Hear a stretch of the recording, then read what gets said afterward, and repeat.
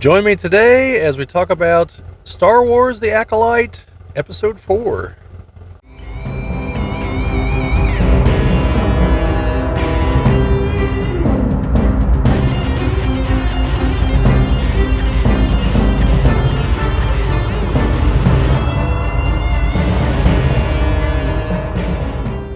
This is the Geek Cabal channel. My name is Bobby, and today we're going to be talking about Episode 4 of Star Wars The Acolyte.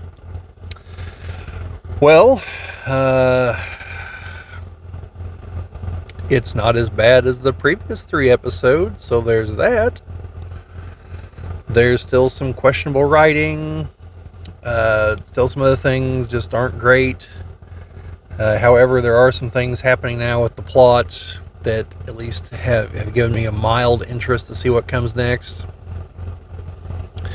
Mainly because I suspect that there's a train wreck yet to occur with everything. So, anyway, yeah, overall the episode's not as bad as the first 3 were. It's still just not good. But if this were somehow divorced from the other 3 episodes, then you at least have one almost competently made episode that's almost average. And Star Wars shouldn't ever be average. That is essentially a failure if you're just average.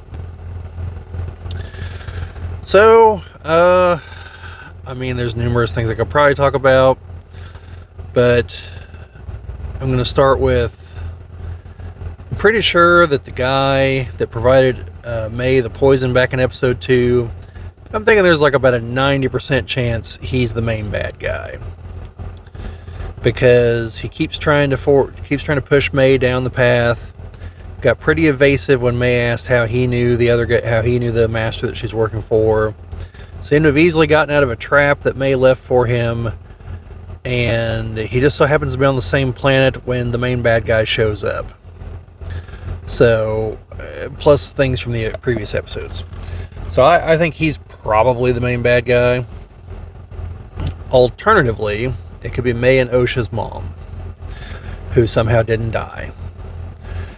And if that's the case, then I suspect, I think the way that we're going to somehow avoid the main plot hole that's going to occur, the whole, in the Phantom Menace, the Jedi, specifically Ki-Adi-Mundi, and that's going to be important, mention that the Sith have been extinct for a millennia. So, if the people here don't all get killed that encounter the main bad guy, you're going to have this issue where, they haven't outright stated he's a Sith. However,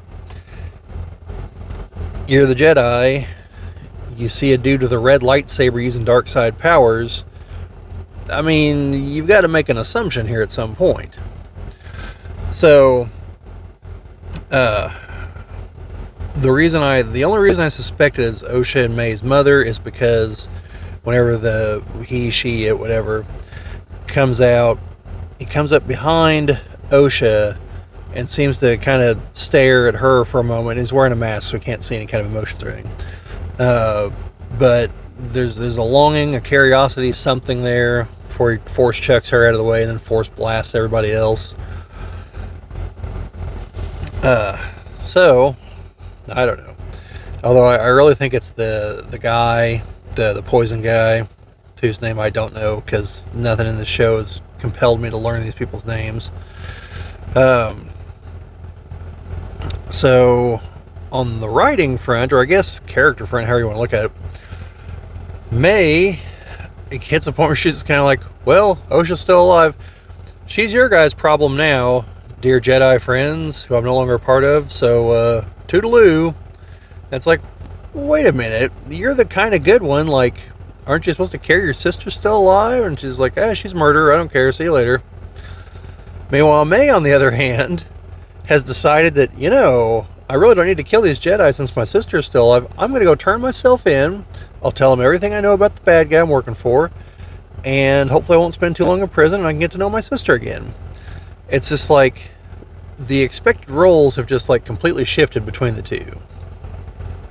Uh, Osha seems to be gaining her force powers back because she talked about sensing some things, and yeah, just don't know. Just things are just not good. This is a dull episode. Is it Yord? Is that his name? Is still acting like a buffoon. Squid Game is still the most interesting character in the show. The Green Lady back at the temple, that is apparently an actual character in the High Republic novels, or books, or comics, or whatever. The one played by the director's girlfriend, or wife. Sorry, I think they're married. Yeah, she's like, no, sorry, Squid Game, you can't go, because you didn't tell us that the sister is still alive. He's like, I saw her fall to her death. Sorry, I assumed she died. Okay, well, I guess all is forgiven. You can go ahead. They collectively decide to not tell the main Jedi Council, though. So, and then we have Ki-Adi-Mundi. Not a guy that looks like Ki-Adi-Mundi, not a person of the same race, but Ki-Adi-Mundi. The guy who apparently, per canon, hasn't even been born by the time the Acolyte takes place. Yet, here he is.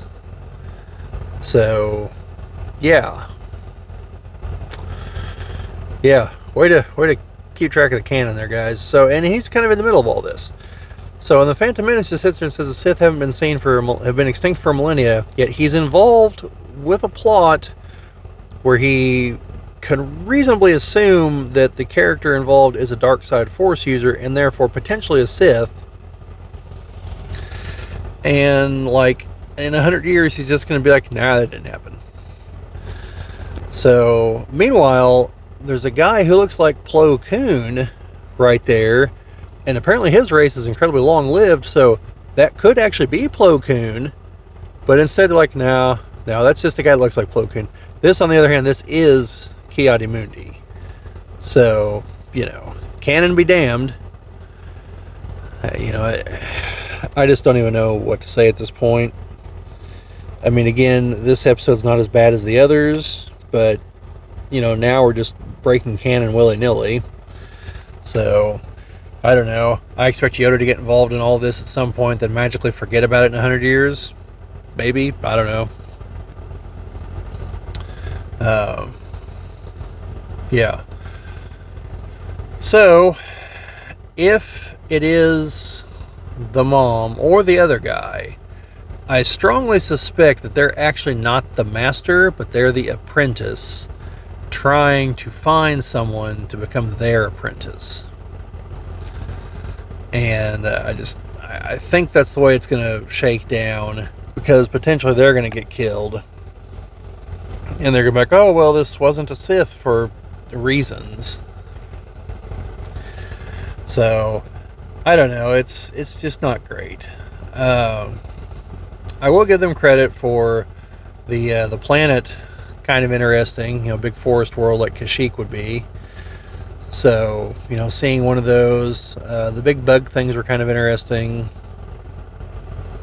And they definitely didn't make the same mistake they made in the first episode. Like, oh, well, this person killed a master. Let's send a knight and a Padawan.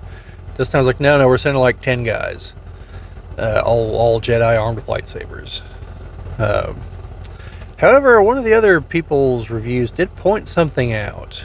Like, what exactly is the job of the Jedi at this point in galactic history? Because when I come across Carrie-Anne Moss's character, she's just chilling in a bar. Torben was just chilling in midair and has been for a decade. And the Wookiee Jedi hasn't been heard from in like a year and a half. So essentially it means he probably abandoned his post. And it looks like Saul is the only one of these four that actually does anything.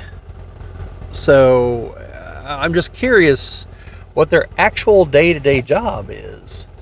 Because several of them appear to be quite derelict in their duty. But yeah, so it's not been good. This episode is better, and they might be able to squeeze out something resembling a halfway decent ending. But we'll see on that one. I should also note that the reaction to these episodes has been interesting. Most of the internet critics and Star Wars centric ones are trashing it like there's no tomorrow. However, like a lot of official critics are trying to say that it's better than some of the best TV ever made, which no, it's not. And then a handful of real critics are trying to say it's not as bad as the haters are making it sound, but trying to tell the other critics, like, you guys should be ashamed of yourselves. This is not 90+% type stuff. This is pretty thoroughly mediocre. So I don't know. So yeah, they're attacking people like the Critical Drinker, and apparently trying to get him canceled. You know, I don't know how, that's obviously not going to happen, but they probably realize that someone like the Drinker has a greater reach than your average critic. And you know, whenever he says things are bad, you know, people tend to not watch them. So anyway, and then of course the people that I swear they have to be paid shills. And if they're not, the alternative is that they're free shills, but they're shills nonetheless. Now, to be clear, someone could like this show, could legitimately like this show. And I'm not going to sit here and call them a fake fan or anything like that just because they like this show. You know, people have different tastes. I would like to note that if you do actually like this show, I would love to hear why down in the comments. But these people have engaged in the tried and true tactic of, let's tear down the fans and the previous films to try to make this pile of trash sound good. And that strategy doesn't ever work. Like, I have no idea why people keep trying it. It does not work. Yeah, you might, through sheer cultural inertia, be able to coast for a few movies, shows, whatever. But this will ultimately catch up as when you realize you have destroyed the brand. One of the largest, most recognizable properties on the planet, and you have just about totally destroyed it. So, you know, keep up the good work, folks in Hollywood. But anyway, that's probably about all for now. Like, share, subscribe, all that fun stuff. Comments down in the comment section. Always look forward to those. But remember, the Force will be with you always.